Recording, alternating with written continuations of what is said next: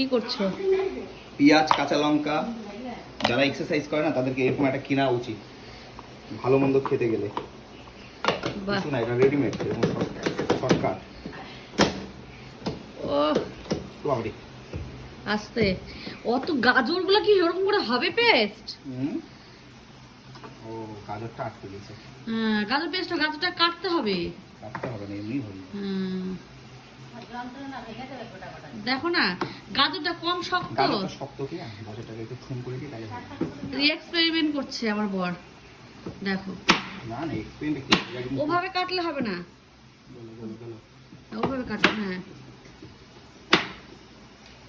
কি করবে এখন? যে ওর জিম থেকে আসলে ওর চিলা চিলা চিলা বানাবা, তো এখন এটাতে মশলা পেস্ট করবে। আমি একদিনও করিনি, ওই কিনেছে। সেরা জিনিস বাবারে।